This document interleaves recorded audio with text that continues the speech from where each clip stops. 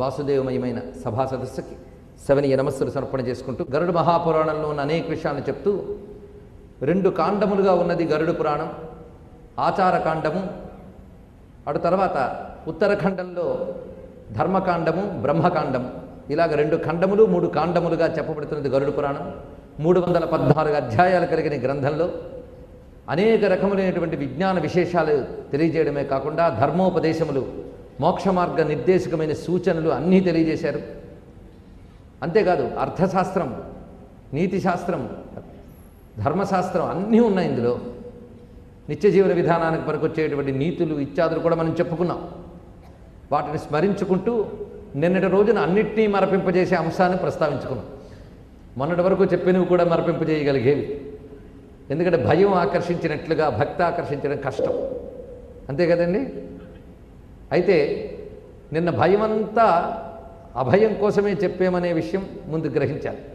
ఎందుకంటే కొన్ని ఫలానా దానికి ఫలానా శిక్షలు ఇవి చెప్పినప్పుడు ఆ భయంతో ఏంటంటే అది లేదనుకుంటే బాగుంటుంది అనుకుంటారు కొందరు. కనుక ఇవేమీ కూడా ఎవడు చూడొచ్చారండి లేదనుకుందాం అనుకుని తృప్తి పడిపోతారు కొందరు. అలాంటి వాళ్ళ శాతమే చాలా ఎక్కువ. అయితే మనం ఉందనుకున్నా లేదనుకున్నా ఉండడం మాత్రం మానవు. జాగ్రత్త పడ్డమే మనం చేయాలి శాస్త్రము ద్వారా. అందుకు నిన్న మనం చెప్పుకున్న అంశముల్లో మళ్ళీ మొదట చెప్పిన వాక్యాన్ని మాత్రం ఎప్పుడూ మర్చిపోకూడదు. జీవులందరికీ 3 రకాల గతులు ఉంటాయి. బ్రహ్మజ్ఞానం ద్వారా కైవల్యగతి, సత్కృత్యముల ద్వారా పుణ్యకర్మల ద్వారా ఉత్తమ లోక భోగములు, పాపముల ద్వారా నరకాది యాతనలు. ఈ 3 గతులు ఉంటాయి జీవులకు. అది మనం ప్రస్తావించుకున్నాం. అదేవిధంగా వాళ్ళకంటూ కొందరు పత్నులు ఉన్నారు. మన అనేక మోసాలు చేస్తూ ఎన్ని తిరుగుళ్ళు తిరిగినా ఒక్కటి కూడా తప్పించుకోలేం. ఇది గుర్తుపెట్టుకోవాల్సిన ప్రధానమైన అంశం. కొంతమంది ముఖ్యంగా ఎన్ని పురాణాలు ఇప్పటికి చెప్పినప్పటికి కూడా గరుడ పురాణం విన్న తర్వాత వచ్చిన ప్రశ్న పరంపర అంత ప్రశ్న పరంపర ఎక్కడ ఎదుర్కోలేదు మేము. ఎందుకంటే అదే చెప్పాను మీకు, భయం కలిగించినంత ఆసక్తి భక్తి కలిగించదు. అందుకు గరుడ మహాపురాణంపై ఎంతమంది భయపడుతూ దూరంగా ఉన్నారో అంతమంది కుతూహలపడుతూ ముందుకొచ్చారు. అయితే భయపడ్డము అజ్ఞానమే, కుతూహలపడ్డం ఆసక్తిగా శ్రద్ధగా మారితే ఇంకా మంచిది. ఈ ప్రస్తావనలో ఈ శ్రవణులు వీళ్ళు ప్రతిదానికి సాక్షులుగా ఉంటారని చెప్పాం కదా, వాళ్ళ గురించి తెలుసుకోవాలి. కనుకనే గరుడ మహాపురాణం కానీ బాల్యం నుంచే మనం తెలుసుకున్నట్లయితే పాపం చేయడానికి జంకుతాం కనీసం. పైగా పాపాన్ని చెప్పుకోవడానికి ఈ రోజుల్లో ఒక గొప్పతనం కూడా, మేము ఈ రోజుల్లో అవన్నీ పాటించవండి అని కొంతమంది సగర్వంగా చెప్తారు. ఇప్పుడు కాసింత సుఖం కోసం నువ్వు ధర్మాన్ని విడిచిపెడితే తర్వాత ఎంతటి దుర్గతి పొందాల్సి వస్తుందో తెలుసుకోవాలి. అదేవిధంగా ఈ సద్గతుల కోసం చేయవలసినటువంటి కర్మలలో, పితృకర్మల్లో వాటిలో లోపాలు చేసినప్పుడు వంశం మీద దెబ్బతీస్తుంది అనే విషయం మనం మొదటి నుంచి చెప్పుకుంటూ వస్తున్నాం. అవి ఇప్పటి చిన్న పరిధి కలిగే ఈ బుర్రకథ అర్థం కాదు అది. కానీ దాని యొక్క దుస్థితులు తర్వాత వంశ పరంపరల మీద కనబడతాయి. ఈ మధ్య కొంతమంది మానసిక శాస్త్రవేత్తలు, వైద్యులు, వాళ్ళని విదేశాల్లో ఉన్నప్పుడు కూడా వాళ్ళతో చర్చ చేసినప్పుడు కొన్ని విషయాలు తెలిసాయి. అదేంటంటే ఇదివరకు లేనంత ఎక్కువ శాతంతో మానసిక శారీరక వికలాంగులు ఉత్పన్నమవుతున్నారట. ముఖ్యంగా బుద్ధికి సంబంధించినటువంటి సెల్స్ నిర్మాణంలో కానీ వీటిలో చాలా ఇంబ్యాలెన్స్ అంటే సమన్వయ లోపం చాలా కనబడుతుందట. కొంతమందికి పని చేయవలసినటువంటి దానికంటే ఎక్కువ పనిచేస్తున్నాయట కొన్ని సెల్స్. దానికి తగ్గ విధంగా మరికొన్ని సెల్స్ ఎదగట్లేదట. దానివల్ల వాళ్ళు అబ్నార్మల్ చిల్డ్రన్ అంటే అర్థమవుతుంది, సర్వసాధారణంగా కాకుండా అసాధారణమైన ప్రవర్తన కలిగిస్తుంది. అది భయం కలిగిస్తుంది. దానికోసం ప్రత్యేక పాఠశాలలు, ప్రత్యేకమైన స్టడీ, ప్రత్యేకమైన రీసెర్చ్. చిత్రం ఏంటంటే అనేక పెద్ద పెద్ద ప్రొఫెసర్లు వాళ్ళ పిల్లల్ని కూడా ఆ పాఠశాలలో ప్రత్యేక ట్రైనింగ్ ఇస్తున్నారు. కానీ దాని పరిష్కారం ఏంటో తెలుసుకోలేకపోతున్నారు. వాళ్ళు చెప్తున్న మరికొన్ని విధానాలు ఏంటంటే ఇప్పుడు తింటున్న ఆహారంలో ప్రాకృతిక పద్ధతులతో పండించకుండా కృత్రిమ పద్ధతులతో పండిస్తున్నటువంటి విధానం వల్ల కావచ్చు, లేదా మన పూర్వీకులు పాటించినటువంటి కొన్ని ఆచార విధానాల్లో మనం తీసుకొచ్చిన భయంకరమైన మార్పులు కావచ్చు అని వాళ్ళన్న మాటలే ఇక్కడ చెప్తున్నాం. ఆశ్చర్యపోయి దానిపై కొంత పరిశోధనాత్మక దృష్టితో, అధ్యయన దృష్టితో మన పురాణాలని వాటిని కలిపి చూడటం కూడా జరిగింది. అక్కడ కొంతకాలం తప్పించి ఆ పని చేస్తే వాటన్నిటికీ సమాధానాలు ఇక్కడ లభిస్తున్నాయి.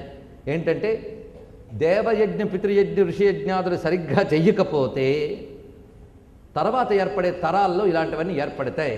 మన పెద్దలు ఏవేవైతే ఇళ్లల్లో పూర్వం ఇక్కడ కొంతమంది తలపండిన వారు ఉన్నారు, వాళ్ళకి తెలుసుంటాయి కొన్ని సదాచారములు, వాళ్ళ పిల్లలిళ్ళల్లో అవి లేవు. ఆ సదాచారములు కోల్పోవడం చేతనే శరీరంలో ఒక కృత్రిమమైన దుష్టశక్తి ప్రవేశం జరిగి అవి సంతానాదులకు కూడా సంక్రమిస్తున్నాయి అనే ముగింపు వాక్యం చెప్పడానికి నేనేమీ సందేహించట్లేదు. ఎందుకు అంటే ఋషుల వాక్యాల మీద విశ్వాసం ఉంది గనక ఆ శ్రద్ధతో ఈ విషయం చెప్పడం జరిగింది. ఆలోచించిన వాళ్ళకి ఆలోచించినంత. కనుకని ఒక్కడు గుర్తుపెట్టుకుంటే చాలు, మనం చేస్తున్న ప్రతి దానికి కూడా సాక్షులున్నారు. అదేవిధంగా ఋషులు తపశ్శక్తితో చేసిన ప్రతి దాని వెనకాల కూడా ప్రస్తుతం నువ్వనుకుంటున్న సైన్స్కి అందని ఒక సైన్స్ ఉంది. ఇది కూడా తెలుసుకోవాలి. ఋషులు అంటే సైంటిస్టులే. నువ్వు చూడలేని దాన్ని చూడగలిగేవాడే ఋషి, అంతే కదా. అలాంటి మహర్షులు అందించినటువంటి సూక్ష్మ విజ్ఞానం ఆధారంగా ఏర్పడిన శాస్త్రబద్ధమైన సదాచారం. ఇది కూడా చెప్తున్నాను ఇక్కడ. నేను ఒక విషయం చెప్పాను, విశ్వాసానికి సదాచారం శాస్త్రబద్ధమైన విశ్వాసానికి ఉన్న తేడా. అంధవిశ్వాసం దేన్ని అనాలి, శాస్త్ర విశ్వాసం అని దేన్ని అనాలో చెప్పుకున్నాం. అందుకే శాస్త్ర విశ్వాసం మాత్రం ఎప్పుడూ రక్షిస్తుంది. ధర్మం రక్షతే రక్షిత, ఇందులో సందేహం లేదు. శాస్త్రం ఆదేశించేదే ధర్మం, శాస్త్రానికి విరుద్ధమైనది అధర్మం. ధర్మానికి నిర్వచనం ఇంతకు తప్ప మరొకట్లేమీ లేదు. అందుకే ఇక్కడ తస్మాత్ శాస్త్రం ప్రమాణంతే కార్యాకార్య వ్యవస్థితే అనేటువంటి గీతాచార్యుని మాటలను స్మరించుకుంటూ ఈ శ్రవణుల గురించి ఇక్కడ వివరిస్తున్నాడు. వీరు నరైహి ప్రచ్ఛన్న ప్రత్యక్షం యత్ ప్రోక్తంచ కృతంచ యత్. వీళ్ళు ప్రచ్ఛన్న ప్రత్యక్షాలుగా నరులు చేసినవి, ప్రచ్ఛన్నంగా ప్రత్యక్షంగా నరులు చేసిన ప్రతిదీ వీళ్ళకి తెలుసు. అయితే వీళ్ళు కూడా మనం చేసేవన్నీ పరిశీలిస్తుంటారట, కానీ కొందరిని చూస్తూ తృప్తి పడుతుంటారట. ఎందుకంటే అన్నీ తెలియడం అంటే గొప్ప ఏం కాదు, తెలిసిన దాన్ని భరించగలిగే శక్తి ఉండాలే లేదా అండి. ఎవడేం పాపం చేసినా తెలుస్తోందండి అంటే అదొక బాధాకరమైన విషయం. ప్రతివాడి పాపం తెలుస్తూ ఉంటే అయ్యో ఇంత పాపం చేస్తున్నారని వేదన వస్తుంది. ఇప్పుడు మనలాంటి వాళ్ళకి వచ్చినప్పుడు ఈ దేవతలకు ఎంత రావాలి. కనుక వాళ్ళకు కూడా ఈ భయంకరమైనటువంటి చూస్తుంటే బాధ కలుగుతుందిట. కానీ ఎవరైనా మంచి చేస్తూ ఉంటే శ్రవణులు సంతోషిస్తారట. ఇలా శ్రవణులు ఎవరిని చూసి సంతోషిస్తారో వారికి నరకంలో బాధలు ఉండవు అన్నారు ఇక్కడ. అది చక్కగా చెప్తున్నాడు. కనుక శ్రవణులు కూడా దేవతాస్వరూపులే. వాళ్ళు వ్రతైర్దానైశ్చ సత్యోక్త్య యస్ తోషయతి తాన్ నరః భవంతి తస్యతే సౌమ్యా స్వర్గమోక్షప్రదాయినః. వ్రతైర్దానైశ్చ సత్యోక్త్య, వ్రతములు మనం చెప్పుకున్నాం. ఎందుకు చెప్పాం వ్రతాల గురించి ఇప్పుడు అర్థమైంది. కొందరు అనవసరం ఈ వ్రతాలన్నీ చెప్పడం ఎందుకు, తొందరగా నరకలోకం గురించి వర్ణించండి అన్నారు ఒక ఆయన. బాగుపరిచేవాడు గురించి చెప్తే అసహనం, వీటి గురించి చెప్తే భయం. మరి దేని గురించి చెప్పండారో చెప్పండి. సరే, నేను మాత్రం ఇందులో ఏది ఉందో అది చెప్పాలని నా బాధ్యత కనుక అదే చేస్తున్నాను, తర్వాత మీ ఇష్టం. అందుకే ఇక్కడ ఏం చెప్తున్నాడు, ఎవరైతే వ్రతదాన సత్యాదులు పాటిస్తారో వారిని చూసి వీరు తృప్తిపడి సౌమ్యులవుతారట. వాళ్ళకి స్వర్గమోక్షాదులు ఇవ్వగలరు వీళ్ళు. అంటే శ్రవణుల అటెండెన్స్ నరకంలోనే గాలే సాక్షులు శ్రవణులు, మొత్తం గతులకు కానీ ఏ గతులకు కానీ. వీళ్ళు పాపినాం పాపకర్మాణి జ్ఞాత్వాతే సత్యవాదినః ధర్మరాజ పురప్రోక్తా జాయంతే దుఃఖదాయినః. వీళ్ళు పాపుల యొక్క చరిత్రని ఉన్నదున్నట్టు చెప్తారట. ఎందుకంటే సత్యవాదులు వీళ్ళు, వాళ్ళు ఉన్నదున్నట్టు చెప్తారు. అంతేకాదు వాళ్ళు చెప్పిన దానికి ఇది కరెక్ట్ అంటూ కొంతమంది పక్కన ఉంటారట శ్రవణులకి. వాళ్ళెవరో చూడండి ఇక్కడ. ఎందుకంటే సాక్షులు ఎవరో తెలిస్తే మంచి చేసుకునే ప్రయత్నం చేస్తాం, అంతే కదండి. సాక్షులను మంచి చేసుకోవచ్చు. ఇప్పుడు ఈ సాక్షులను ఎలా మంచి చేసుకోవచ్చో చెప్పేశారు. ఎలా మంచి చేయొచ్చు, వ్రతైర్దానైశ్చ సత్యోక్త్యా, వాళ్ళతో వీళ్ళు మంచిని చేసుకోవచ్చు. మీరిచ్చే బ్రైబు వీళ్ళకి చెల్లదు, ఈ బ్రైబు చెల్లుతుంది. ఏది ఇలా ప్రవర్తిస్తే వాళ్ళు చూసుకుంటారు. వీళ్ళకి తోడు ఎవరుంటారో చూడండి, వీళ్ళు చెప్పింది కరెక్ట్, మేము ఎప్పుడు చూస్తూనే ఉన్నాం అంటారు ఎవరు. ఆదిత్య చంద్రావనిలో యమశ్చ జౌర్భూమిరాపో హృదయం యమశ్చ అహశ్చ రాత్రిశ్చ ఉభే చ సంధ్యే ధర్మశ్చ జానాతి నరశ్చ వృత్తిం. చంద్రుడు, సూర్యుడు, వాయువు, అనిలో నలశ్చ. ముద్రారాక్షం వల్ల 2 మార్లు యమలు పడ్డాయి. కానీ ఆదిత్య చంద్రవు అనిలో నలశ్చ, అనిల అనల. ఆదిత్యుడు, చంద్రుడు, వాయువు, అగ్ని, అంతరిక్షము, భూమి, నీరు, అంతరాత్మ, యముడు, అహోరాత్రములు, ప్రాతకాలము, సాయంకాలము, ధర్మదేవత. వీళ్ళుటే సాక్షులు. చూసారా, వీళ్ళు ఎవరైనా మీకు ఎప్పుడైనా కనబడకుండా ఉన్నారో చెప్పండి. ఇందులో దేవుళ్ళు అంటే నాకు కనబడలేదండి అంటే ఈ కనబడుతున్న వాళ్ళందరూ దేవుళ్ళు. ఇప్పుడు పెద్ద రహస్యం ఉంది. భగవంతుడు నాకు కనబడలేదనేది ఒక మాట, కనబడేది ఎంత భగవంతుడే అనేది రెండో మాట. ఇదే నిజమైన మాట, గుర్తుపెట్టుకోండి. భగవద్గీత సారాంశమే అది. నేను కనబడకపోవడం ఏంటయ్యా, ఎక్కడ పెడితే అక్కడ నేనున్నాను అన్నాడే. ఆయన ఎక్కడున్నాడు అడ్రస్ చెప్పాడు, మీరు విన్నారు. కానీ అక్కడ ఆయన ఉన్నాడని మాత్రం అనిపించట్లేదు. ఏమిటి? కనుకనే భగవంతుడు అందరికి కనిపిస్తాడు. ఎవరికి? అందరికీనా? కనిపిస్తున్నదంతా భగవంతుడే అని కొందరికి అనిపిస్తాడు, కొందరికి అనిపించదు. కనిపించేది ఇదే తెలియదు, అది వచ్చిన బాధ. కానీ కనిపించేదంతా భగవంతుడే అనిపించాలి, అది కావాలండి మనకి. కృష్ణుడు చెప్పలేదా గీతలో?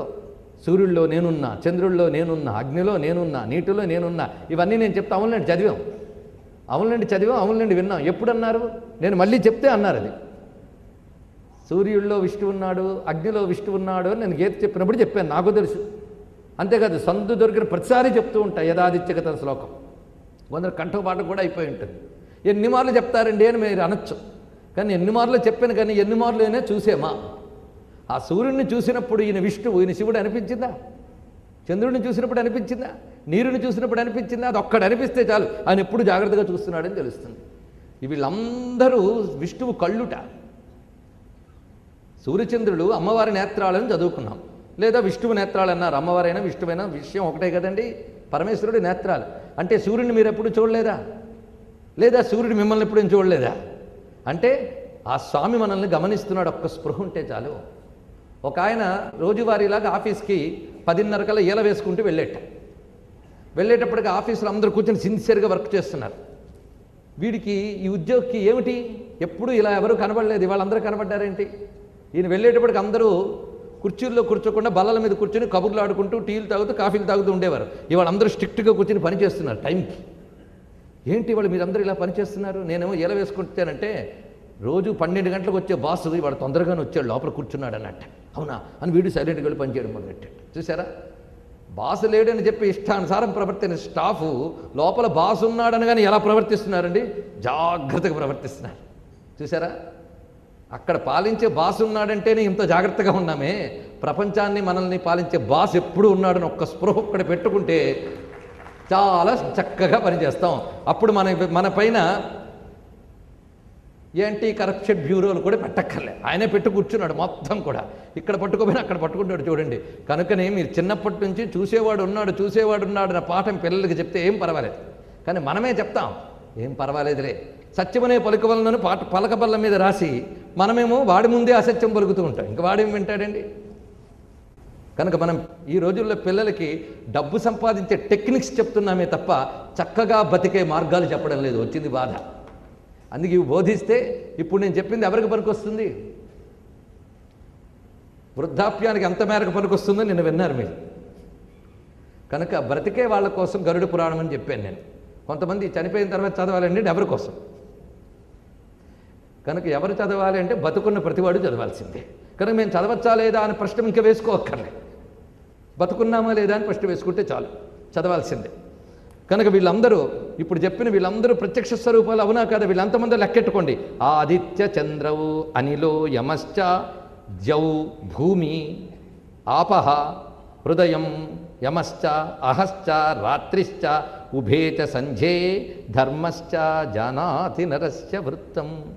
ఆఖరి మన హృదయం కూడా చెప్తుంది. అవును వీడు అప్పుడు తప్పుడు ఆలోచన చేశాడు, నాకు తెలిసిన అదే చెప్తుంది. వచ్చి చూడండి ఇక్కడ ఇవన్నీ చెప్తాయి మొత్తంగా. అప్పుడు ఈ ధర్మరాజు చిత్రగుప్తుడు చూస్తూనే కోపంగా చూస్తారు పాపం చేసిన వాడికి. అప్పుడు వీడికి భయం కలుగుతుందిట. ధర్మరాజు ఎలా కనబడతాడో చూపిస్తున్నాడు ఇక్కడ. యమధర్మరాజు కనబడుతున్నాడు. పాపిష్ఠాస్తే ప్రపశ్యంతి యమరూపం భయంకరం. యమధర్మరాజు స్వరూపం ఎలా ఉంటుంది? భయంకరం. కానీ భయం ఆయన స్వభావం కాదు, భయపెట్టడం ఆయన స్వభావం కాదు. వీడు పాప ప్రభావం చేత ఆయన అలా కనబడుతున్నాడు, అది చూపిస్తున్నాడు. ధర్మరాజుకి ఇదమిత్వని స్వరూపం లేదుట. ధర్మరాజు పుణ్యాత్ముల వద్ద పరమ సుందర స్వరూపంగా తేజరిల్లుతూ కనిపిస్తాడు, పాపాత్ముల వద్ద ఉగ్రంగా కనిపిస్తాడట. ఇది తెలుసుకోవాల్సింది. అప్పుడు ఆయన రూపం ఎలా ఉంటుందో వర్ణిస్తున్నారు. ఏ రూపంలో ఉన్న ఆయన నమస్కారం చేసుకోవాల్సిందేనండి, ఎందుకంటే ఆయన సాక్షాత్తు భగవత్ స్వరూపమైన. అందుకు ఆయన స్వరూపం చూపిస్తున్నారు. దండహస్తం మహాకాయం మహిషోపరి సంస్థితం. చేతిలో దండము, ఒక చేత్తో దండం మరొక చేతితో పాసం పట్టుకుంటాడు. ప్రధానంగా దండధరుడు అని పేరు ఆయనకి. మహా విశాలమైనటువంటి శరీరం కలిగినటువంటి వాడు, మహిషంపై కూర్చుని ఉన్నాడు. ఆయన గర్జిస్తాడట. ఆ గర్జన ఎలా ఉంటుందంటే ప్రళయాంబుద నిర్ఘోషం, ప్రళయకాల మేఘం వలె గర్జిస్తాడు. కజ్జలాచల సన్నిభం, నల్లని కాటు కొండవలే ఉంటాడు. విద్యుత్ ప్రభాయుధైర్భీమం, అంతేకాదు తేజోమయంగా ఉంటాడు. నల్లగా కనిపిస్తున్నా మహా తేజోమయంగా ఉంటాడు. పైగా ఆయన ఆయుధములు కూడా మెరుపుల వలె ప్రకాశిస్తూ ఉంటాయి. 32 భుజ సంయుతం, 32 భుజాలతో ఉంటాట ఆయన. పైగా విశాలమైన నేత్రములతో గోచరిస్తాడు. దంష్ట్ర కరాళవదనం, రక్తాక్షం, దీర్ఘనాసికం. ఆయన చుట్టూ రకరకాల దేవతలు ఉంటారు. మృత్యుజ్వర దేవతలట వీళ్ళందరూ. మృత్యువుల్లో ఎన్నో వెరైటీస్ ఉన్నాయి. మనం అనుకుంటా చావు అంటే ఒకటేనని, చావుల్లో వెరైటీలు ఉన్నాయి. సర్వమృత్యు నివారిణి అని లలితా శాస్త్రాన్ని మీరు చదువుకుంటున్నారు. ఏమిటి ఇన్ని మృత్యువులు ఉన్నాయా అంటే, మనం అనుకుంటా జీవితానికి ఒకటే చావని, కానీ ఆ చావు దొరికే వరకు చచ్చే చావులు చాలా ఉన్నాయి జీవితంలో. ఇలాంటివి ఎన్నో ఉంటాయట. అందుకే సర్వమృత్యుదేవతలు, జ్వరదేవతలు ఆయన చుట్టూ ఉంటారు. అంతేకాదు చిత్రగుప్తుడు కూడా భయంకరంగా కనిపిస్తాడట. అప్పుడు వాళ్ళని చూసి భయపడి అప్పుడు అనుకుంటాట, అదత్తదానం పాపాత్మ కంపతే క్రందతే పునః. ఒక దొంగ దొరికిపోతే ఎంత భయపడతాడో అప్పుడు ఆ జీవుడు, పాపజీవుడు అంత భయపడతాడట. అందుకే చోరవన్ నిశ్చల స్థిత అన్నొకటే మాట చెప్పాడు. చోరవత్, దొరికిపోయిన దొంగలాగా అక్కడ చేసిన పాపాలను తలంచుకొని ఏం ఆన్సర్ ఇవ్వగలడండి? చుట్టూ సాక్షులు చెప్తూ ఉంటే తమరేదైనా చెప్పుకోవచ్చు అని జడ్జి అక్కడ ఉండడు. ఎందుకంటే ఆ జడ్జి గారికి గుప్తంగా వెళ్ళి వీడేమైనా చెప్పుకుంటే మరుసటి రోజు జడ్జిమెంట్లోనే మార్చేస్తాడు. మనం చూస్తూ ఉంటాం. అలాంటి జడ్జిలు ఎవరు అక్కడ లేరు, అందరూ గట్టి గట్టి వాళ్ళు. అందుకు వాళ్ళని ఎవ్వడేమి చేయలేడు కనుక నోరు మూసుకుని భయంతో వడుకుతాట. అప్పుడు అనుకుంటాట, అయ్యో ఒక్క దానం చేయలేదే, ఒక్క సత్కర్మ చేయలేదే, బతుకున్నప్పుడు అవన్నీ చేసి ఉంటే దురవస్థ తప్పేది కదా అని మరొకసారి అనిపిస్తుందిట. నిన్న తోవలో ఎన్ని మార్లు అనుకున్నాడు, ఇప్పుడు కూడా అనుకున్నాడు. అప్పుడు ఆ చిత్రగుప్తుడు యమున ఆజ్ఞతో అంటాట, భో భో పాప దురాచార అహంకార ప్రదూషితా కిమర్థం అర్జితం పాపం యుష్మాభిరవివేకిభి. మీకు వివేకం అనే బుద్ధి ఇచ్చే భగవంతుడు శరీరోపాధినిచ్చాడే మీకు, దాన్ని ఎందుకు మీరు వినియోగించుకోలేదు అని చిత్రగుప్తుడు మందలిస్తట. పైగా అప్పుడు యముడు మీ మీద కోపంతో శిక్షిస్తున్నాడు అనుకోవద్దు. ఆయనకి ఎవరి మీద ఒక ప్రత్యేక ఆగ్రహం కానీ ఇంకొకరిపై అనుగ్రహం కానీ ఉండదు. ఇక్కడ తెలుసుకోవాల్సింది యముడంటే ఏమిటి, చిత్రగుప్తుడంటే ఏమిటి, మన్మథుడంటే ఏమిటి, ఇంద్రుడంటే ఏమిటి, జాగ్రత్తగా ముందు మనం తెలుసుకోవాలి. తెలుసుకోకపోతే కొందరు అంటారు హిందువులకు ఎందుకండి ఇంతమంది దేవుళ్ళు అని. దానికి సమాధానం చెప్పాను. ఒక ఫారెనర్ ఇచ్చిన ఎక్స్ప్లెనేషన్తో చెప్పాను. డేవిడ్ ఫ్రాలే హిందువులకు ఎందుకు ఇంత దేవుళ్ళు ఒక ఫారెనర్ చెప్పాడు, మనకు డౌట్ కానీ అది మీకు చెప్పాను కనుక ఇప్పుడు చెప్పక్కర్లేదు. కానీ అక్కడ ఒక మాట అన్నా, హిందువులకు మాత్రమే ఎందరు దేవుళ్ళు ఉన్నారు కాదు, ఎందరు దేవుళ్ళు ఉన్నారు వాళ్ళని హిందువులు మాత్రమే తెలుసుకున్నారు అని చెప్పాను. అవునా లేదా? ఉన్నవాళ్ళని తెలుసుకున్న వాళ్ళు హిందువులు. ఆ విషయం చేత మీరే ఆలోచించండి, మీరే ఒప్పుకుంటారు. ఎందరో దేవుళ్ళని మీరు ఒప్పుకుని తీరుతారు. ఎందుకంటే సృష్టి ఒక భావం వల్ల నడవట్లేదు, అనేక భావాల వల్ల నడుస్తుంది. ఈ అనేక భావాలు ఏ చైతన్యం ఉండడం వల్ల ఉన్నాయో తెలుసుకోండి. ఒక్కొక్క భావానికి ఒక్కొక్క శక్తి ఉంది. మనలో ఆ భావాన్ని నిరంతరం ఉపాసిస్తే ఆ భావం అభివృద్ధి చెందుతుంది. అంతే కదండి? ఆ భావం అభివృద్ధి చెందుతుంది కనుక ఆ భావానికి సంబంధించిన శక్తిని దేవతగా ఉపాసిస్తాం మనం. అలా ఒక్కొక్క భావం. నిన్ను నువ్వు నడుపుకోవడానికే కొన్ని భావాలు ఉండాలి. అలాగే ప్రపంచాన్ని నడపడానికి పరమాత్మ యొక్క మాయాశక్తిలో లెక్కలేని భావాలు ఉన్నాయి. ఈ భావాల్లోనే యమ అనే ఒక భావం ఉన్నది, చిత్రగుప్త అనే ఒక భావం ఉంది. ఎందుకంటే పరమేశ్వరుడు ఈ జగత్తుని నిగ్రహిస్తున్నాడు, అది మర్చిపోకూడదు. ఒక నిగ్రహ శక్తి ఉంది పరమేశ్వరుడి దగ్గర, ధర్మస్వరూపుడు. యతో ధర్మాని ధారయన్ అని శృతే చెప్తున్నది. జగత్తుని ధర్మములతో పట్టి నిలిపేవాడి విష్ణువు. ధర్మము అంటే ఏది ఎక్కడ ఎలా ఉండాలో నియమం. నియమం ఉందా లేదా చెప్పండి. ఇక్కడ ప్రపంచమంతా నియమబద్ధమే. అలా జీవుడి యొక్క బుద్ధులకు కూడా కొన్ని నియమాలు ఉన్నాయి, ధర్మం. ఆ నియమం తప్పకుండా అర్థకామములు సంపాదిస్తూ మోక్షం వైపు ప్రయాణించాలి. అంతే కదా? సృష్టిలో ప్రతిదానికి కొన్ని ధర్మములు ఉన్నాయి. ఆ ధర్మములు ఏర్పరిచిన వాడు ఎవడు? ధర్మములు ఏర్పరిచిన వాడు ధర్మం తప్పిన వారిని శిక్షిస్తాడు కూడా. అది చెప్తున్నారు. ఆ శిక్షించేటప్పుడు ఇది ఏర్పరచడం, అనుసరించే వారిని కాపాడడం, తప్పిన వారిని శిక్షించడం, ఈ వ్యవస్థకి యమ అని పేరు. ఆ నియమాన్ని యమించి నడిపించుతాడని. యమించుట అంటే కంట్రోలింగ్ పవర్. భగవంతుడికి కంట్రోలింగ్ పవర్ ఉందా లేదా చెప్పండి. ఇక్కడ అసలు ప్రకృతిలోనే కంట్రోలింగ్ పవర్ ఇన్బిల్ట్గా ఉంది. దానికి అక్కడ నియంత్రిస్తుంది, ప్రతిదీ ఏదో నియంత్రిస్తుంది. మీరు గమనించండి, సముద్రం నుంచి కెరటాలు లేచినా దానికో నియంత్రణ ఉంది. అవి ఎక్కడ ఆగాలి అక్కడ ఆగుతాయి ఖచ్చితంగా. గాలికో నియంత్రణ ఉంది, పంచభూతాలకో నియంత్రణ ఉంది, ప్రతిదానికో నియంత్రణ ఉంది. నియంత్రణ దానిలో నియమించిన వాడెవడు, నియమించి నడిపించేవాడెవడు? అందుకే ఆయన గురించి చెప్తూ ఉపేంద్రో వామన ప్రాంశరమోఘ శుచిరుర్జిత అతీంద్ర సంగ్రహ సర్గో ధృతాత్మ నియమో యమ. ఆయనే నియమో యమ. కనుకనే యముడు ఇంద్రుడు అనగానే వాళ్ళేదో చోటా దేవతలు కూడా వాళ్ళ మీద జోకులు వేయడం ఇలాంటివి మొదలు పెడితే నారాయణుడి యొక్క మరొక స్వరూపాన్ని నిందించిన దోషం వస్తుంది. దేవనింద ఏ రూపంలోనూ చేయకూడదు, గుర్తుపెట్టుకోండి ఇక్కడ. కనుక యముడు అంటే పరమేశ్వరుని యొక్క విశ్వనియామక శక్తి, విశ్వాన్ని నిగ్రహించే శక్తి అతడు. అందుకే ఆయన ప్రతి వారి యొక్క ధర్మాధర్మములు రెండూ చూస్తూ ఎవరిని ఎటు తీసుకెళ్లాలో చూసుకునేటువంటి పెద్ద చెకింగ్ అథారిటీ ఆయన, కంట్రోలింగ్ పవర్ యముడంటే. మరి ఆయన అది చెయ్యాలి అంటే ప్రతి వాళ్ళని రికార్డు ఆయన దగ్గర ఉండాలి కదా. చెప్పండి, ఎవరికైనా ఏదైనా చెయ్యాలి అంటే రికార్డు ఆయన దగ్గర ఉండాలి. రికార్డు మెయింటైన్ చేయడంలో నెంబర్ 1. రికార్డు మెయింటైనింగ్కి అథారిటీస్ ఎంతమంది ఉన్నారో చూశారు కదా. శ్రవణులనే దేవతలు, వాళ్ళకి హెల్పర్స్గా మొత్తం సాక్షులు, ఇంత సిస్టమ్ని ఆయన ప్రపంచంలో పెట్టి ఉంచాడు. ఇదంతా విష్ణుస్వరూపంగా చూడండి, ఏకో నారాయణకే వెళ్ళిపోతుంది చిట్ట చివరికి. ఆ యముణ్ణి కూడా మనం నారాయణ యొక్క విభూతిగానే మనం పరిశీలించాలి ఇక్కడ. ఆ కారణంగా చూస్తే మరి ఇందరూ మీరు ఒకరిద్దరు రికార్డు మెయింటైన్ చేయడమే మహా కష్టం. కొంతమంది ఉంటారు, ఒక 1000 మందితో పని చేయాల్సిన వాళ్ళు ఆ 1000 మందికి ఏం చేయాలో చేయరు, న్యాయం చేయరు. 1000 మంది దగ్గర డబ్బు తీసుకునేటప్పుడు మాత్రం చాలా కుతూహలం. ఆ డబ్బుకి తిరిగి 1000 మందికి న్యాయం చేయడానికి మాత్రం కుతూహలం రాదు. ఎందువల్ల రాదండి అంటే, అబ్బో అదంతా మెయింటైన్ చేయడం కష్టం అండి. మరి పుచ్చుకున్నప్పుడు మేము చూస్తూ ఉంటాం ఇలాంటి వాళ్ళని, ఎన్ని చెప్పినా వాళ్ళు మారరు. ఏం చేస్తాం, వాళ్ళకి తిరిగి జస్టిస్ చేయడానికి మాత్రం ముందుకు రారు.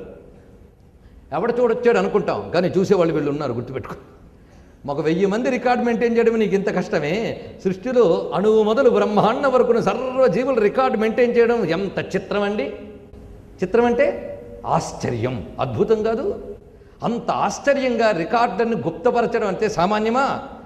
ఇందరివి అంత ఆశ్చర్యంగా గుప్తపరుస్తున్నాడు కనుక చిత్రగుప్త అన్నారు. ఇది గుర్తుపెట్టుకోండి. ఆశ్చర్యకరంగా వ్యవహరిస్తున్నట్ట. వీళ్ళు బయట ఉండడమే కాదు, వీటి ఎనర్జీస్ మన శరీరంలో వెన్నుముకలో చిత్రగుప్తుడు ఒక స్థానంలో ఉంటాడు, గుర్తుపెట్టుకోండి. వాడు మన లోపలే మొత్తం రికార్డ్ చేసి పెడుతూ ఉంటాడు. ఇక్కడ కూర్చొని, అక్కడెక్కడో కాదు, గుర్తుపెట్టుకోండి. వాడికి ఇక్కడే హెల్ప్ చేసే వాళ్ళందరూ ఉన్నారు, ఇక్కడ ఉన్న వాళ్ళే అక్కడ ఉన్నారు. ఇక్కడ మైక్రో లెవెల్, ఇక్కడ మ్యాక్రో లెవెల్, అంతే తప్ప అంతటా ఉన్నారు, గుర్తుపెట్టుకోండి. ఇక్కడ ఇవి తెలియాలి. యమ చిత్రగుప్తుడు వీళ్ళు ఎక్కడో కూర్చోలేదు. ప్రతి వారి సర్వస్య చాహం హృది సన్నివిష్టో మత్త స్మృతి జ్ఞానమపోహనంచ. ఉన్నాడా పరమాత్మ రకరకాల రూపాలతో. ఆయన రకరకాల రూపాలతో రకరకాల పనులు చేస్తున్నప్పుడు రకరకాల దేవతలను వ్యవహరిస్తాం. కనుకనే వేదం ఏం చెప్తున్నదంటే సర్వదేవతలు పరమాత్మకి ఇంద్రియ స్థానములు అన్నారు. అంతే. ఎవడు గట్టిగా కొట్టేట, ఏంటయ్య కొట్టేవంటే నేను కొట్టలేదండి, చెయ్యి కొట్టింది అన్నట్ట. చెయ్యి కొట్టింది, నేను చూడలేదండి, నా కన్ను చూసింది. నేను కొట్టలేదండి, నా చెయ్యి కొట్టింది. ఏమిటది? వాటి నుంచి వస్తున్నదంతా నేను అనే భావమే కదా. కనుక ఇంద్రియాల నుంచి వ్యక్తమవుతున్నదంతా నేను అనే భావం యొక్క వ్యక్తీకరణే కదా. దేవతలందరూ ఇంద్రియాలు, పరమాత్మ వాళ్ళకు మూలమైన ఆత్మస్వరూపుడని మీరు భావించినట్లయితే సర్వదేవతల నుంచి వ్యక్తమవుతున్నది ఏమిటి? ఆ పరమాత్మ యొక్క అనిర్వచనీయమైనటువంటి శక్తే కదా. ఇది తీసుకుంటే ఏ దేవతని నిందిస్తామా అండి? ఆయన మొహం చాలా బాగుంటుంది, కానీ ఆయన కాలు నచ్చదండి, కొట్టేస్తానంటాడు. మంచిదా అండి? మొహం బాగుంది, కాలు బాగోలేదని కాలు నరకడానికి వెళ్తే ఆ మొహం బాగున్నవాడు కాలే విరుగుతుంది, అవునా లేదా? అందుకు ఒక దేవతను మెచ్చుకుని ఇంకో దేవతను నిందిస్తే ఒకే పరమాత్మకు తగులుతుంది. ఇది మీకు అర్థం కావడం కోసమే సర్వదేవ నమస్కార కేశవం ప్రతిగచ్చతి అన్నారు. ఏ దేవతకి నమస్కారం చేసినా కేశవుడికే వెళ్తుంది. దీన్నే మీరు తిప్పి చదువుకోవచ్చు, సర్వదేవ తిరస్కార కేశవం ప్రతిగచ్చతి. అంతే.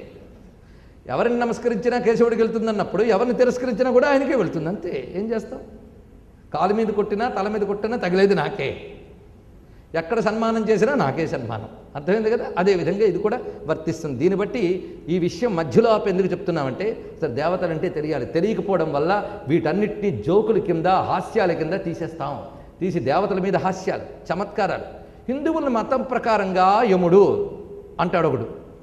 హిందువుల మతం ప్రకారంగా యముడా? ప్రపంచం నడిపే పరమాత్మ యొక్క శక్తి అది హిందువులకే కాదు, సర్వజీవులకి. నమ్మినా నమ్మకపోయినా వీళ్ళందరూ ఉంటారు. అందుకే రామదాస్ చెప్పిన మాట గుర్తుపెట్టుకోండి, నమ్మి చెడిన వారు లేరు, నమ్మక చెడిపోతే పోతారు అన్నాడు. ఎవరు? రామదాస్. కనుక ఆ విషయాన్ని ఇక్కడ గుర్తుపెట్టుకుని తర్వాత దానికి వెళదాం. ఆ యముడు గురించి చెప్తున్నాడు ఇక్కడ చిత్రగుప్తుడు. ఈయన మీ మీద కోపంతో చేయట్లేదయ్యా.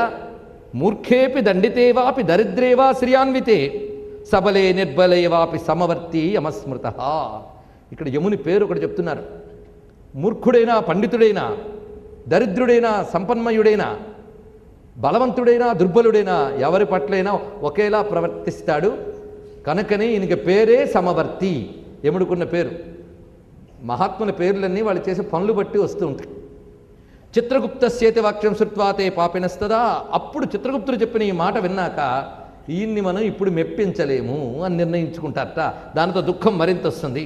అప్పుడు యముని ఆజ్ఞ తీసుకుని రకరకాల దూతలు పట్టుకెళ్ళిపోతారట. ఇక్కడ దూతలు ఎందరూ అని పెద్ద ప్రశ్న. నేను ఎంతమంది తీసుకెళ్లారని చెప్పుకున్నాం? 3. కానీ అక్కడ వాడిన శబ్దముల ప్రకారంగా చూస్తే ఆ పాపి దగ్గర 2 కనబడినట్లే వర్ణించారు. 2 కనబడతారని. కానీ తీసుకువెళ్లే మార్గంలో మాత్రం బహువచనం వాడారు. అక్కడ ద్వివచనం వాడుతూ తోవలో బాధించేటప్పుడు మాత్రం యమకింకరైహి అన్నారు. 2 మార్లు 2 చెప్పడం చేత మనం 3 అని ముందు చెప్పుకోవడం జరిగింది. కానీ 2 అని చెప్పుకున్నా పొరపాటు ఏమీ లేదు. ఎందుకంటే దీని ప్రకారంగా 2 అనుకోవచ్చు. కనుక 3 చెప్పడం పొరపాటు అనుకున్నా తప్పేం లేదు. 2 స్వీకరించండి. 2 కనబడతారు అనుకోవచ్చు. కానీ తీసుకెళ్ళడానికి ముందు 2 కనబడ్డారు, కానీ తోవలో ఎందరూ జాయిన్ అవుతారో మనకు తెలియదు. అక్కడ వాళ్ళిద్దరికీ హెల్పర్స్గా మరొకందరు జాయిన్ అయ్యి కొడతారేమో తోవలో. కనుక అక్కడ చెప్పాడు తప్పనేం అక్కర్లేదు. మరొకందరు కలిసి వచ్చారు, అంతే కదండి. ఇంటి దాకా లాక్కొచ్చేవాడు ఒకడైతే ఇంటి దగ్గర మరో చెయ్యేసేవాడు ఇంకోటి ఉండొచ్చు. అదేవిధంగా అక్కడ ఉన్నారేమో మనకేం తెలుసు. అంతేగాని ఋషి తప్పు రాసాడు అనద్దు, అది విషయం అవ్వచ్చు.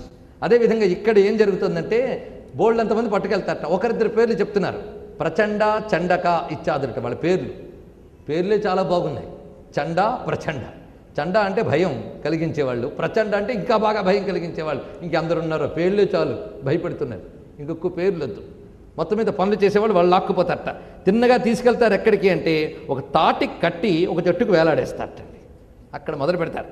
తత్ర వృక్షో మహానేకో జ్వలదగ్ని సమప్రభ.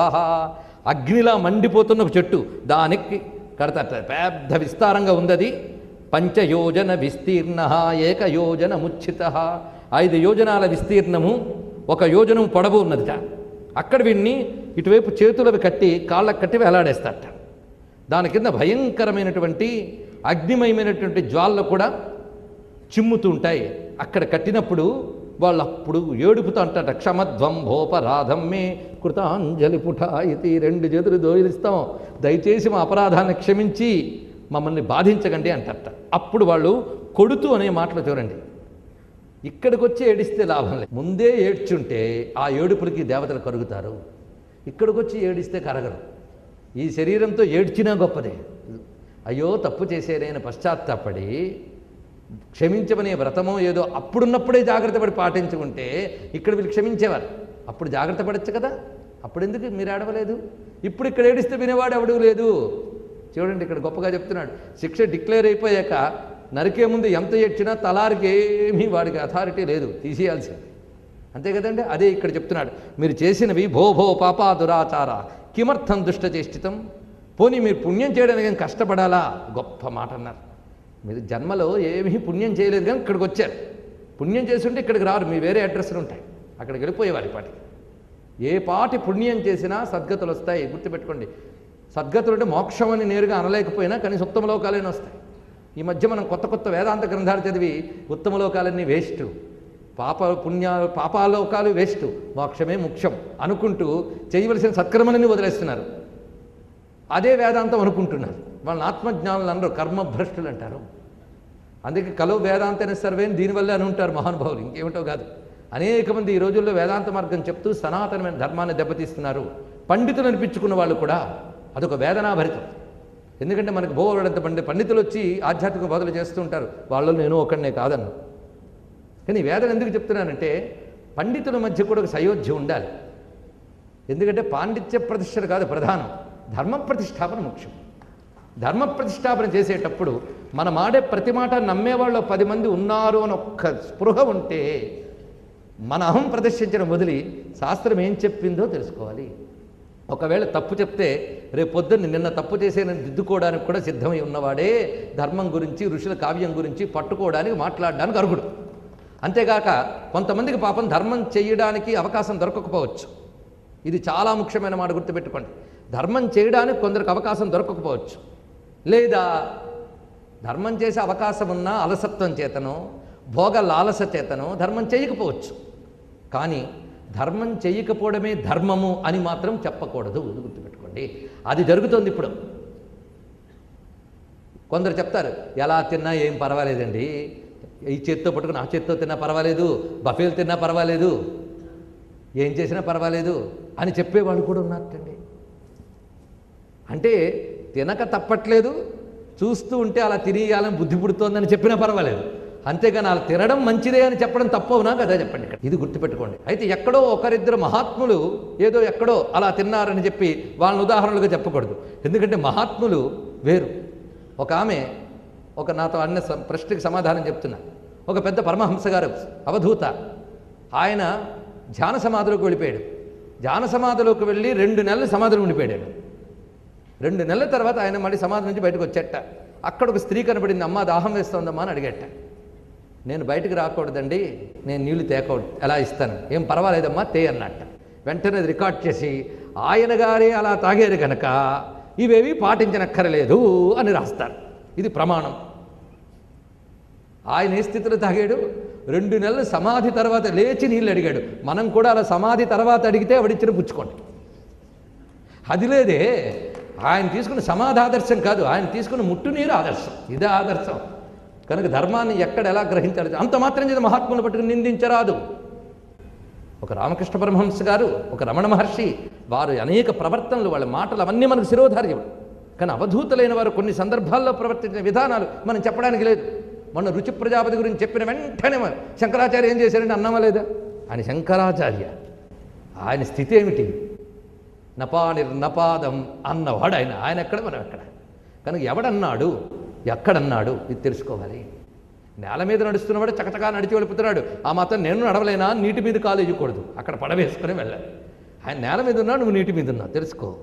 కనుక ఆరూఢ స్థితికి వెళ్ళేవాడు వేరు, ఆరురోహ స్థితిలో ఉండేవాడు వేరు. 2 స్థితుల గురించి మీకు చెప్పాను. ఆరురోహ అంటే ఎక్కుతున్నవాడు, ఆరూఢుడు అంటే ఎక్కు కూర్చున్నవాడు. ఎక్కు కూర్చున్నవాడు ఎక్కడికి కదలక్కర్లే, ఎక్కేవాడు మాత్రం జాగ్రత్తగా చుట్టూ చూసుకుని నడవాలి. అర్థమైంది కదా? అందుకు ఏ విషయం ఎక్కడ ఎలా తెలుసుకోవాలో చెప్తున్నాం. కనుకనే ఇక్కడ పాండిత్యంతో చెప్పేది ఏమీ లేదు, ఎందుకంటే పాండిత్యమే లేదు కనుక. ఇక్కడ ఉన్నదంతా ఒక్కటే, ఋషుల మాటలపై భక్తి, వాళ్లపై అఖండమైన విశ్వాసం, సనాతన భారతీయ ధర్మంపై అపారమైన గౌరవం. ఆ గౌరవం కొద్దీ అందులో ఉన్న విషయాలు ఏమి తెలుసుకుంటున్నామో అది 10 మందితో పంచుకుంటున్నాం, అంతకు తప్ప మరి ఏమి లేదు. ఆ ఉన్నది ఉన్నట్టు చెప్పుకుంటే విన్నవాళ్ళు అటు ఇటు ఏమనుకున్నా చెప్పిస్తున్నవాడు సంతోషిస్తాడని సంతోషంతో చెప్పుకోవడమే. ఎందుకంటే ఇంతమంది సాక్షులు చూస్తూ ఉంటారు కదా శ్రవణుల దగ్గర నుంచి. కనుక మా గురించి వీడు హాయిగానే చెప్పాడు అంటాడు అని ఆశ, అందుకోసం చెప్తున్నా ఇదంతా కూడా. కనుకనే ఇక్కడ వివరిస్తున్నది, వాళ్ళు అంటున్నారు ధర్మం చేయడం పెద్ద కష్టమేం కాదు కదండి. నిజంగా మన ధర్మాన్ని పాటించడం కష్టమని వదిలేసామా? ఒక్కసారి ప్రశ్నించుకోండి. కష్టమని వదిలేసామా? బద్ధకంతో వదిలేసాం, నిర్లక్ష్యంతో వదిలేసాం, పొగరుతో వదిలేసాం, లేదా తాత్కాలికంగా ఒక సుఖం కోసం శాశ్వతమైన ధర్మాన్ని వదిలేసాం. మొన్న ఒక నీతిసారం చెప్పుకున్నాం మనం. ఇప్పటి సుఖం కోసం, అంటే తాత్కాలిక సుఖం కోసం శాశ్వతమైన ధర్మాన్ని నశింపజేసుకుంటే ఈ సుఖం ఎలాగూ తాత్కాలికమే కనుక ఇది ఉండదు. పోనీ శాశ్వతమైన సుఖం వస్తుందంటే శాశ్వతమైన వదిలేసావు కనుక ఉభయత భ్రష్టుడైపోతావని బృహస్పతి చెప్పిన శాస్త్ర సారాన్ని మనం నీతిసారం చెప్పినప్పుడు చెప్పాను, ధర్మసారం చెప్పినప్పుడు గుర్తుందా? పొరపాటున కొందరికైనా గుర్తుండొచ్చు, అందుకు చెప్తున్న ఈ విషయం. ఆ విషయాన్ని గుర్తు తెచ్చుకోండి. ఎంత వివరిస్తున్నాడో. ఏం కష్టమయ్యా ధర్మం చేయడం? చిన్నవి చేస్తుంటే మీకు బాధలు తప్పేవి కదా, మిమ్మల్ని కొట్టే బాధ నాకు తప్పేది కదా అంటూ ఉంటారు కింకరులు. ఏమిటవి చెప్తున్నాడు. సులభాని నదత్తాని జలాన్యన్యాన్యపిక్వచిత్. దాహంతో ఉన్నవాడికి నీరు ఇవ్వడానికి, ఆకలితో ఉన్నవాడికి అన్నం పెట్టడం కూడా మీరు చెయ్యలేదే, అది చెప్పాడు. పిలిచి ఒక్కరికైనా ఒకరోజు భోజనం పెట్టావా? కనీసం లేదే. అంతేకాదు నస్వవాయసయోర్బలి, కుక్కకి కాకి అని పెట్టావా? అవి బలిభుక్కులు, వాటికి పెట్టావు, అది లేదు. నమస్కృత నాతిథయో, ఇంటికొచ్చిన అతిథి ఉన్నాడే వాడిని మించిన విష్ణువు లేడు. అలాంటి అతిథిని ఎప్పుడైనా పలకరించావా ప్రేమగా? ముందు అతిథికి ప్రియవాక్య దానం చేయి. ఎన్ని దానాలు చేయలేదు, ముందు ప్రియవాక్యం, తర్వాత వాగ్దానం, దృష్టిదానం, జలదానం, అన్నదానం, 4 దానాలు చేయాలి అతిథికి. ముందు వాగ్దానం. వాగ్దానం అంటే మాట ఇచ్చేయమని కాదు ఇక్కడ చెప్పేది.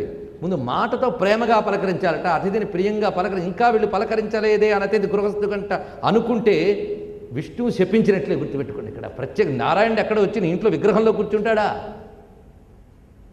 అతిథి రూపంలో వస్తాడు. అభ్యాగత స్వయం విష్ణు, అతిథి దేవోభవ అని చెప్తుంది వేదం. అలాంటిది అతిథిని కానీ మనం తిరస్కరిస్తే నారాయణుడికి ఆగ్రహం వస్తుందయ్యా, గుర్తుపెట్టుకో. నీ గుమ్మ ముందు నిలబడ్డాడు అతను, ఎందుకు వచ్చాడు నీ ఇంటికి? విష్ణువు ఆ రూపంలో వచ్చాడు. ఇది నీకు అవకాశం ఇచ్చాడు ధర్మం చేసుకోవడానికి, అది నువ్వు చేయట్లేదే. కనుక వాగ్దానం, దృష్టిదానం ఎప్పుడో కంట కనిపెడుతూ ఉండాలి. మేము అంతేనండి, మా ఇంటికి ఎవరు వచ్చారో కంట కనిపెడుతూ ఉంటాం అన్నాడు ఒక ఆయన మధ్య. ఏమి ఎత్తుకుపోతాడు అని. అది కాదు, ఓ గంట కనిపెట్టడం అంటే వాళ్ళకి ఏది అవసరమో గమనిస్తూ ఇవ్వడం అని అర్థం. అందుకని ఒక గంట కనిపెట్టడం అంటే అది కాదు, జాగ్రత్తగా తెలుసుకోండి. కొంతమందికి అది ఎక్కువ. ఆయన గదిలో పెట్టేశారు, అక్కడ అన్ని విలువైన వస్తువులనే చూసుకున్నారా, ఇలాంటి వాళ్ళు కూడా ఉంటారు. మా పాపం, అది గుర్తుపెట్టుకోండి. ఈ శంకలు కూడదు. కనుక ఒక కన్ను దానం చేయమన్నాడు, దృష్టి దానం చేయమన్నాడు అంటే అర్థం వాళ్ళకి ఏం కావాలో వాళ్ళు మొహమాటం కొద్ది అడగకపోయినా నువ్వు గమనించుకు. తర్వాత జలదానం, అన్నదానం చెప్పాడా, ఇంకా శయ్యాదానం ఇవన్నీ ఇచ్చాడు. నువ్వు సుఖంగా పడుకుని నీ ఇంటికి వచ్చిన అతిథి బాధపడుతూ పడుకున్నాడంటే ఆ పాపం నీకు ఎక్కువ అవుతుంది. శివపురాణంలో కథ మీకు చెప్పాను నేను. ఒక ఇంట్లో భిల్లులు, కొండలో చిన్న కుటిలో నివసించే వాళ్ళు అతిథి ఇంటికి వస్తే రాత్రి అందులో పడుకోవడానికి అవకాశం, ఇల్లు చాలదుట. అందులో అతిథి భార్యాభర్తలు ఇద్దరు వచ్చారు. వాళ్ళిద్దరిని లోపల పెట్టి వీళ్ళు బయట పడుకున్నారట. పులి తినేసింది వీళ్ళని. మనమైతే అదేదో వాళ్ళని తిన్న బాగుండు అనుకుని వాళ్ళని పడుకోబెడతాం, వీళ్ళని పులి తినేసిందిట. నెక్స్ట్ జన్మ వాళ్ళిద్దరూ మహాత్ములై చక్రవర్తులే పుట్టారట. ఎందుకంటే వచ్చిన అతిథులు ఇద్దరు శివపార్వతులు. పరీక్ష పెట్టారు వీడు అతిథి పూజ ఎలా ఉంటుందా అని. దాని ఫలితంగా వాడికి ఇచ్చిన జన్మ ఏంటి, వాళ్ళే తర్వాత జన్మలో నలదమయంతులు అయ్యారని శివపురాణంలో పెద్ద కథ చెప్పారు. ఇక్కడ చూడండి, ఇవన్నీ రహస్యములు. చిన్న ధర్మం మనల్ని ఎంత కాపాడుతుందో చూడండి ఇక్కడ. ఎందుకంటే ఆ జన్మ పాపజన్మైనా నరక బాధ ఉండదు ఇలాంటి చిన్న పనుల వల్ల. తర్వాత ఉత్తమ జన్మలు ఇస్తాడు, తరించే అవకాశం ఇస్తాడు. ఏ పుణ్యము చేయని వాడికి తర్వాత ఉత్తమ జన్మలు కూడా దొరకవు. ఇక్కడ శిక్ష అనుభవించడం, తర్వాత నీచ జన్మలు జరుగుతాయి. దానివల్ల ఏమిటి, నీచ జన్మ దొరికింది కనుక, ఉత్తమ సంస్కారాలు లేవు కనుక అప్పుడు అసలు పుణ్యం చేయట. మళ్ళీ దాని రిపిటేషన్ ఏమిటి, ఇదే చక్రం. అది చెప్తున్నాడు ఇక్కడ. కనుక దరిద్రం చేత దానం చేయడు, దానం చేయలేదు కనుక పాపం వచ్చింది, పాపం వల్ల దరిద్రం వచ్చింది, దరిద్రం వల్ల దానం చేయడు, సర్కిల్ ఇది. కనుక నీకు చెయ్యగలిగినంత నువ్వు చెయ్యవలసినంత చేసిన ఫలితం పరమాత్మ ఇస్తాడని మనం అనేక వాళ్ళు చెప్తున్నాం. ఆ విషయాన్ని ఇక్కడ గుర్తుపెట్టుకోండి మరొక్కసారి. అందుకు వాళ్ళు ఇక్కడ చెప్తున్నారు, నమస్కృత నాతిథయో, ఇంటికి వచ్చిన అతిథిని మీరు ఆదరించలేదు. నకృతం పితృతర్పణం, ఎప్పుడు పితృతర్పణాదులు చేయలేదు. యమస్య చిత్రగుప్తస్య నకృతం ధ్యానముత్తమం, ఎప్పుడైనా యముణ్ణి చిత్రగుప్తుని ధ్యానించలేదన్నాడు. ఏమిటండి వాళ్ళని ధ్యానించాలా? అందులో ఈ మధ్య మనకు దేవతా ధ్యానాలు అక్కర్లేదు, ఈ దేవుళ్ళేవి అక్కర్లేదు. మనస్సు అలాగా ఊపిరి మీద పెట్టండి చాలు అనేవాళ్ళు కూడా తయారయ్యారు, కొత్తవి ఇవన్నీ కూడా. కానీ అవి చాలవు, దీనిలో ఉన్నది విశేషం చూడండి. యముణ్ణి చిత్రగుప్తుని కూడా ధ్యానించమన్నారు. వాళ్ళని కూడా తలంచుకోవాలి. ధ్యానం అంటే ఒక తలంపు. మన పూర్వం ఉన్నటువంటి మన అసలైన సనాతన ధర్మంలో ఉన్నవేరు, ఇప్పుడు జరుగుతున్నవేరు. పూర్వం రోజులు ఇవన్నీ ఉండేవి. ఇక్కడ కొంతమంది పెద్దలు ఉన్నారు, వాళ్ళకి తెలుసు. యమతర్పణం, పితృతర్పణం ఇవన్నీ చేసుకుంటారు. యముణ్ణి చిత్రగుప్తుని కూడా స్మరిస్తారు. మనకు మృత్యువు మీద ఉండే భయం చేత జీవుడికి సంబంధించిన పరానికి సంబంధించిన శాస్త్రాలన్నిటి మీద భయం పెట్టుకున్నాం. మనం భయం పెట్టుకోవడం వల్ల ఏం చేస్తున్నామంటే పరానికి సంబంధించిన శాస్త్రాలు స్టడీ చేయడం మానేశాం. స్టడీ చేయడం మానేయడం వల్ల పరం అంటే ఏమిటి, దీని తర్వాత గతి ఏమిటో వాటి గురించి తెలుసుకోవడం మానేసాం. ఎప్పుడో వద్దన్నా ఆ గతి తప్పదు కదా. పరమంటూ ఒకటి ఉంది కదా ఇహం తర్వాత, దానికి తగ్గట్టు ఇప్పుడు చేయలేకపోతున్నాం. యమస్య చిత్రగుప్తస్య ధ్యానం ఎలా చేయాలండి ధ్యానం అని వెంటనే అడుగుతారు. ఎవరు? శ్రద్ధ ఉన్నవాళ్ళు. వాళ్ళు అడిగితే వాళ్ళ కోసం నేను చెప్పాలి కదా. కనుక యముణ్ణి ఎలా ధ్యానం చేయాలో ఒక శాస్త్రంలో చెప్పారు.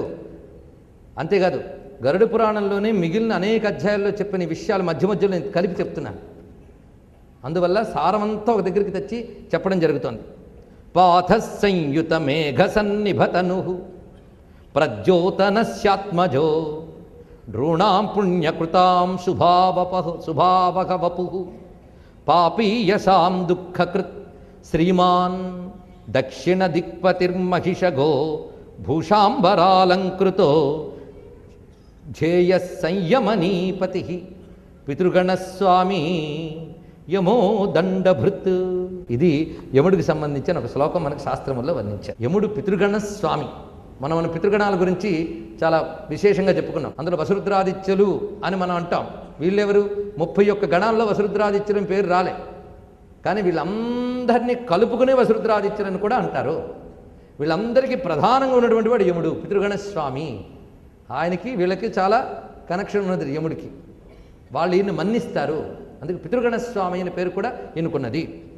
ఈయనకి ఉన్న ప్రత్యేకతలు ప్రద్యోతనస్యాత్మజో, సూర్యభగవానుడి పుత్రుడు, అంటే సూర్య తేజస్ సంపన్నుడు. అందుకే ప్రతిరోజు సూర్య నమస్కారం చేసేవారికి కూడా యమబాధలు ఉండవు. ఎందుకంటే సూర్యుని అనంత శక్తిలో ఇతడు ఒక స్వరూపమే.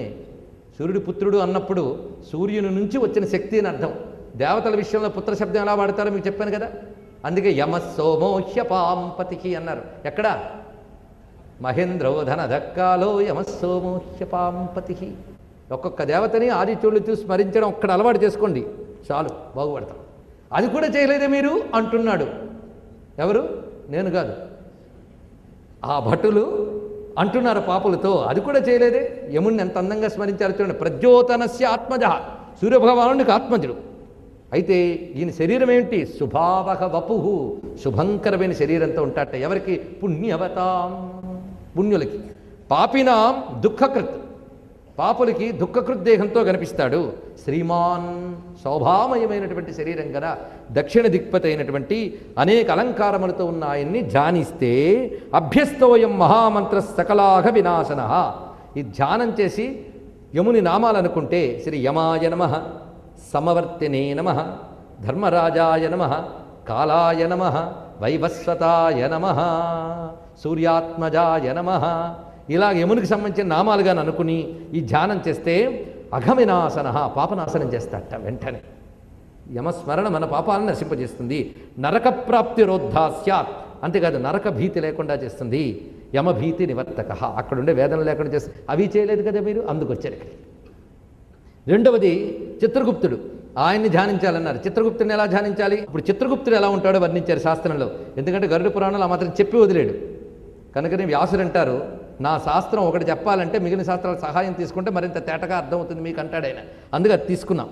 కిరీటోజ్వలం వస్త్రభూషాభిరామం, కిరీటోజ్వలం వస్త్రభూషాభిరామం, విచిత్రాసనాసీన మిందు ప్రభాస్యం, నృణాం పాప పుణ్యాని పత్రే లిఖంతం, భజే చిత్రగుప్తం సఖాయం యమస్య. సఖాయం యమస్య, యముడికి సఖుడైనటువంటి చిత్రగుప్తుడు. ఆయన చాలా విచిత్రమైన ఆసనంపై కూర్చున్నట్ట, అనేక రకమైన అలంకారములతో ఉన్నాడు. ముఖం ప్రసన్నంగా ఉందిట. అసలు ఇట్లాంటి పాపాత్మను రోజు చూస్తూ ఉంటే ముఖం ఎక్కడైనా ప్రసన్నంగా ఉంటుందండి?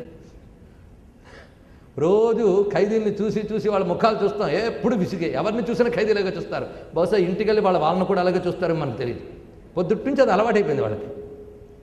అలాంటిది వాళ్ళు ఇంతమంది పాపాలను చూస్తున్నా ఇందు ప్రభాస్యం, ప్రసన్నంగా ఉంటారట వాళ్ళు. అది ఎవరికి సాధ్యమవుతుందంటే ఆత్మజ్ఞులైన ఆ దేవతలకి ఏది ఉన్నా వాళ్ళు చలించకుండా ధర్మమునందే ఉంటారు కనుక వాళ్ళు నిర్వికారంగా ఉంటారు. ఇంతమందిని చూస్తున్న అలా ఉన్నారు. అలాంటి ప్రసన్నాస్యుడైన చిత్రగుప్తుడిని ఇక్కడ మనం నమస్కరించుకుంటున్నాం. మనకు చిత్రగుప్తుడి నోములు ఇలాంటివన్నీ ఉండేవి, ఇప్పుడు అవి పోయే బాధ లేదు. వరలక్ష్మి వ్రతం ఎలా చేయాలో కూడా చాలామందికి తెలియదు. ఒక్కడి మాత్రం తెలుసు, గోల్డ్ వ్యాపారం, పట్టు చీరలు కొనుక్కోవడం. కానీ వరలక్ష్మి వ్రతం ఎలా చేయాలో మాత్రం తెలియదు. అక్షయ తృతీయ ఏం చేయాలో తెలియదు, కానీ గోల్డ్ కొనుక్కోవాలని తెలుస్తుంది. అదొకటి. అది కాదు అసలు అక్షయ తృతీయ. అన్నీ మనకి ఇప్పుడు వికృత రూపాలు ధరించిపోయి ఏం చేస్తా, అసలు ఎప్పుడూ పోయింది. అన్నీ ఆఖరికి అన్నీ నటనలే. సినిమాల్లో పెళ్ళిళ్ళు అవుతూ ఉంటాయి, నిజానికి పెళ్ళి కాదు అది. మన వ్రతాలు నోములు కూడా అలాగే అయిపోయి. మధ్యలో ఫోటోగ్రఫీ ఒకటి. పెళ్ళిళ్ళు లేనప్పుడు పురోహితుడు మంత్రం కంటే వీడియోగ్రాఫర్కి చాలా ప్రాధాన్యం. అగ్నిహోత్రం కూడా సరిగ్గా ఉండకపోయినా పర్వాలేదు, కానీ అగ్నిహోత్రం చుట్టూ ఆ చెప్పు కాళ్ళతో వాడు తిరుగుతూ ఉంటూ అక్కడికి పెళ్లినాడు వధువులను ఆశీర్వదించవలసిన దేవతలు ఎవరు రాకుండా తగిన జాగ్రత్త పడతారు. అందువల్ల పెళ్ళిళ్ళు కూడా అంత చక్కగా వెలిగిపోతున్నాయి. కోట్లు చుట్టూ తిరుగుతూ ఏం చేస్తాం, ఎందుకు ఏం చేస్తున్నామో తెలియదు. ఫోటోలు ఆల్బములు మిగిలి అన్నిటికీ ఫోటో, చక్కగా హోమం చేయడం ఫోటో. ఈ మధ్య అదొకటి. అగ్నిలో ఏదో పొరపాటున ఆకృతి కనబడితే మేము అగ్నిహోత్రం నుంచి దేవత కనబడింది అంటాడు వాడు. అది నమ్మక తప్పదు, మనకి ఏం చేస్తాం. ఇది కాదురా అంటే నాస్తికుడు అంటాడు. ఏం చేస్తాం, ఇలా కనబడిపోరు దేవతలు అంత తేలిగ్గా. అన్నీ చిత్రంగా మారిపోయాయి ఇవన్నీ. సరే, అసలు విషయానికి వద్దాం. మొత్తానికి వాళ్ళు అంటున్న మాటలు చిత్రగుప్తుని ధ్యానించాలి కదా. ఇప్పుడు నేను చెప్పిన ఈ 2 మంత్రాలట సకృత్. ఒక్కసారి అనుకున్నా సరే సిద్ధమంత్రమిమం పుంసాం జపతాం చిత్రగుప్తక ప్రసన్నో గణయేత్ పుణ్యం పాపన్నైవ కదాచన. ఈయన గారు కూడా వాడు పాపాలు లెక్కబెట్టడం మానేసి పుణ్యాలే చెప్తాట. ఎందుకు? తను ధ్యానిస్తే. అవునా అండి అని మీరు అనొచ్చు. దేవతలను కూడా పొగడగానే పాపం వదిలేసి పుణ్యం చూస్తున్నాడు పక్షపాతమా? కాదు.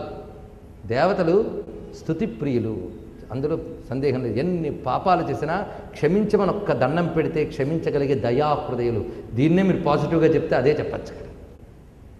నమస్కరిస్తే చాలు అంతా క్షమించగలరు. మళ్ళీ పాపం చేసి బుద్ధి పుట్టనివ్వరు. దండం పెడితే క్షమిస్తారు కదండి, కనుక ఇవాళ చేసేస్తారు, ఇప్పుడు దండం పెడతా అంటే కాదు. అక్కడ పశ్చాత్తాపడి దండం పెడితే మళ్ళీ పాపం చేసి బుద్ధి కూడా పుట్టనివ్వరు ఆ మహాత్ములు. కనుక ఇప్పుడు మనం యముని చిత్రగుప్తుని నమస్కరించుకున్నాం. వాళ్ళని ఒక్కసారి కూడా నమస్కరించుకోలేదే, అందుకు అనుభవిస్తున్నారు అంటున్నారు ఎవరు? కింకరులు. నజప్తశ్చ తయోర్మంత్రో నభవేద్యేన యాతన నాపి కించిత్ కృతం తీర్థం పూజితా నైవ దేవతా. ఎప్పుడూ ఒక తీర్థసేవ లేదు, క్షేత్రయాత్ర లేదు. మేము వెళ్ళొచ్చామండి మొన్న మధ్య టూరిస్ట్ బస్సులో క్యాంప్ పెడితే వెళ్ళొచ్చాం. ఫలానా స్టార్ హోటల్లో దిగాం, శుభ్రంగా స్నానం చేసి అక్కడ తినొచ్చాం.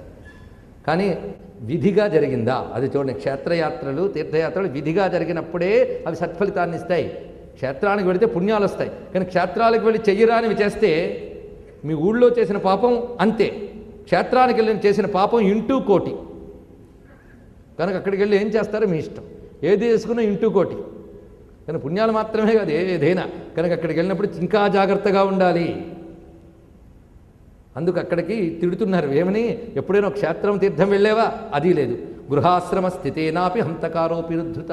గృహస్థాశ్రమంలో ఉంటూ కూడా నువ్వు, గృహస్థాశ్రమం ఎప్పుడు శోభిల్లుతుందో తెలుసా? ఏ ఇంట్లో దేవతలు, పితృదేవతలు, అతిథులు వీళ్ళందరూ పూజింపబడతారు, ఆ ఇల్లే ఇల్లు. అవి లేనప్పుడు నువ్వు ఆ గృహస్థాశ్రమంలో కేవలం నువ్వు చేసింది ఒకటే పని, కుటుంబ భరణమేవా. కుటుంబాన్ని పోషించడం అన్న ఒక్క పని తప్ప మరేది చెయ్యినప్పుడు నీ గృహస్థాశ్రమం ఏం సార్థకమైంది? అందుకు నువ్వు ఇది తప్పక అనుభవించవలసిందే. నీకు క్షమాపరాధనం ఏమి చెయ్యం. బ్రతికున్నప్పుడు నువ్వు సరిగ్గా ఇందులో ఏ ఒక్కటి చేసి ఎన్ని పాపాలు చేసినా క్షమించగలిగేవారు ఎవరు? మేము మాత్రం క్షమించాం. యమకింకలకి దయలేదు. నువ్వు ఇక్కడికి వచ్చి ఏడిస్తే ఎముడికి కూడా దయలేదు. కానీ ఏడిస్తే దయచిముంచేవారు ఒక్కరే ఉన్నారు, గుర్తుపెట్టుకో. ఎవరు? క్షమాపరాధం కురుతే భగవాన్ హరిరీశ్వర. ఎన్ని చేసినా క్షమించగలిగే దయామయుడు నారాయణుడు ఉన్నాడయ్యా. ఆ బ్రతుకున్నప్పుడు ఒక్కసారి హరి ముందు భక్తిగా నమస్కరించావా? చేసి ఉంటే నువ్వు చేసినవన్నీ తీసేవాడు మహానుభావుడు ఒక్కడు. వాల్మీకి రామాయణంలో ఇదే చెప్పాడు. సీతమ్మ రావణాసుడికి చెప్పింది, విదిత సహి ధర్మజ్ఞ శరణాగత వత్సర. దయామయుడు ఎన్ని తప్పులు చేసి కాళ్ళ మీద పడు క్షమించేస్తాడు. నేను చెప్పడమే కాదు, ఆయన కూడా అదే చెప్తాడు. కావాలంటే విను. చెప్పాడు, విభీషణుడికి అభయం ఇచ్చాడు. ఎవరో అన్నట్టు శత్రు సోదరుడికి కూడా అభయం ఇస్తావా?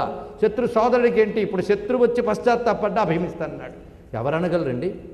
ఏ శత్రువు మీద కొట్టడానికి వెళుతున్నాడో ఆ శత్రువు పట్ల నువ్వు వచ్చినా సరే అభయం ఇస్తానన్నాడు. వాడికి బుద్ధి లేదు, వచ్చి కాళ్ళు పట్టుకోలేదు.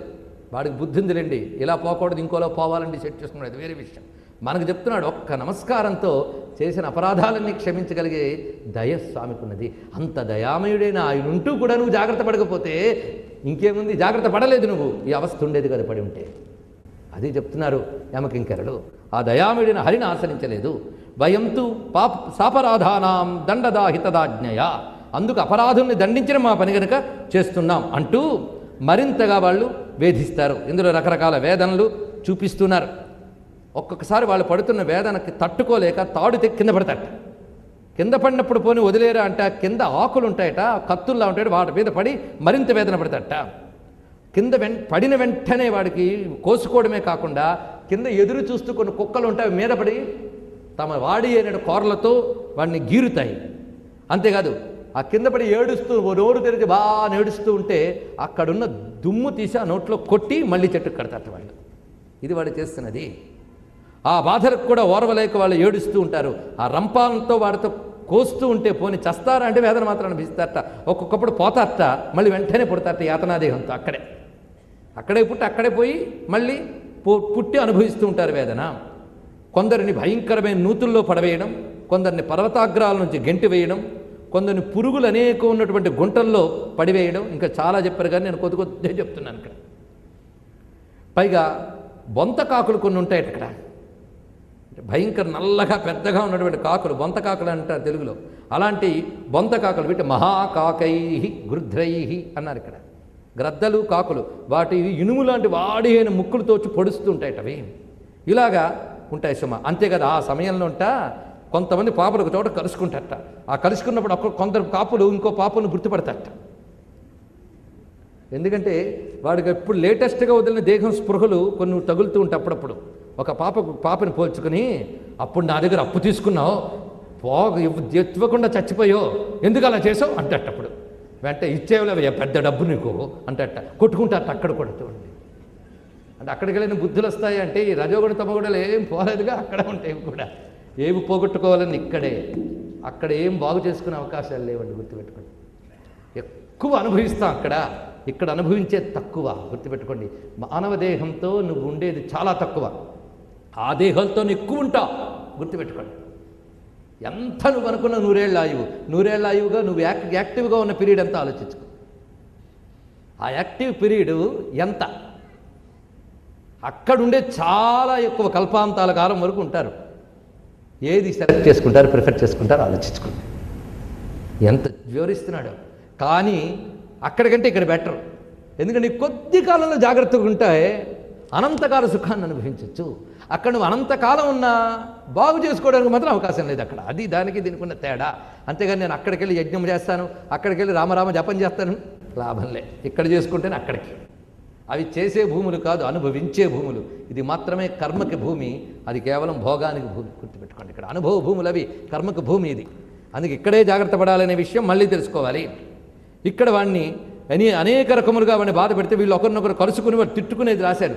ఇదేదో నేను సరదా కోసం కల్పించలేదు, శ్లోకాల్లో ఉన్నవే చెప్తున్నా, ఒక్కటి కూడా లేదు ఇందులో కల్పన, ఉన్నదే.